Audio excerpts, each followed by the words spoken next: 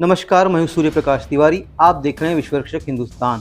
राहुल गांधी ने आखिर विजय शांति को एमएलसी टिकट देकर तेलंगाना की राजनीति में फिर से क्यों उतारा? राहुल गांधी के इस निर्णय से तेलंगाना के नेता आखिर शॉक में क्यों हैं? चलिए देखते हैं इस खास स्टोरी में। ये है विजय शांति, जो वर्तमान समय में कांग्रेस की एमएलसी है और इन्हें तेलुगु फिल्मों की लेडी अमिताभ भी कहा जाता है। विजय शांति को अचानक एमएलसी टिकट मिलने से तेलंगाना कांग्रेस के बड़े बड़े नेता शॉक में बताए जा रहे हैं, क्योंकि विजय शांति का नाम इस लिस्ट में नहीं था और उन्होंने पिछले 1 साल से कांग्रेस और उसकी गतिविधियों से दूरी बना ली थी। इस पद के लिए 2 अन्य नेताओं के साथ विजय शांति के नाम की घोषणा होने से यहाँ के कांग्रेस नेताओं में ये चर्चा होने लगी कि राहुल गांधी के हस्तक्षेप के बाद ही विजय शांति को एमएलसी का टिकट दिया गया और अब ये चर्चा भी हो रही है कि जल्द ही उन्हें मंत्रिमंडल में शामिल किया जाएगा और गृह मंत्रालय की जिम्मेदारी भी दी जा सकती है। कहा जा रहा है विजय शांति ने पूर्व प्रभारी माणिकराव ठाकरे के माध्यम से कांग्रेस अध्यक्ष खड़गे से मुलाकात की और उन्हें अपना वादा याद दिलाया, जिसके बाद विजय शांति की मुलाकात राहुल गांधी से कराई गई और आनन फानन में विजय शांति के नाम की घोषणा हुई, जिसे सुनकर तेलंगाना कांग्रेस और यहाँ के मीडिया को तक आश्चर्य का धक्का लगा। एमएलसी बनने के बाद मीडिया से बातचीत करते हुए विजय शांति ने परोक्ष रूप से ये जता दिया है कि बिना पद कोई क्या काम कर सकता है।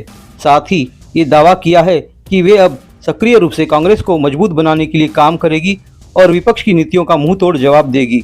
विजय शांति ने 2023 में हुए तेलंगाना विधानसभा चुनाव में कांग्रेस की प्रचार कमेटी में मुख्य समन्वयक के रूप में महत्वपूर्ण भूमिका निभाई थी, लेकिन तेलंगाना में कांग्रेस की जीत के बाद उन्होंने पार्टी और राजनीतिक गतिविधियों से एक दूरी बना ली थी, जिसको लेकर ये कहा जाता है कि कांग्रेस सत्ता में आने के बाद से उन्हें कोई पद न मिलने से वो नाराज चल रही थी और रेवंत रेड्डी के साथ भी कोई तालमेल ना रहने से राजनीतिक दूरी बना ली थी। लेकिन अब अचानक एंट्री मारकर सबको चौंका दिया है।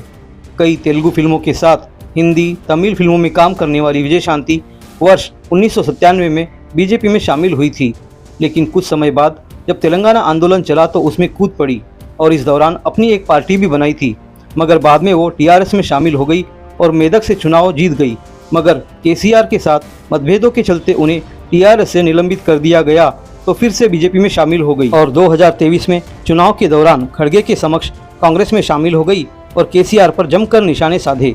लेकिन पार्टी की जीत के बाद कोई महत्वपूर्ण पद ना मिलने से वो नाराज हो गई, लेकिन अब फिर उन्हीं तेवरों के साथ कांग्रेस में सक्रिय हो गई है और केसीआर को राज्य के आर्थिक संकट के लिए जिम्मेदार बता रही है। समझा जा रहा है कि चुनाव हारने के बाद केसीआर ने राजनीति से एक दूरी बना ली थी और उनकी बेटी कविता इन दिनों सक्रिय भूमिका निभा रही है। ऐसे में कविता को टक्कर देने के लिए ही विजय शांति को मैदान में उतारा गया है। मुख्य रूप से राहुल गांधी के हस्तक्षेप से विजय शांति की एंट्री होने से यहाँ की राजनीति में जोरदार चर्चा का विषय हो गया है। ऐसे में तेलुगु फिल्मों की ये लेडी अमिताभ आने वाले दिनों में राजनीति में कौन सा एक्शन करेगी, ये तो आने वाला वक्त ही बताएगा।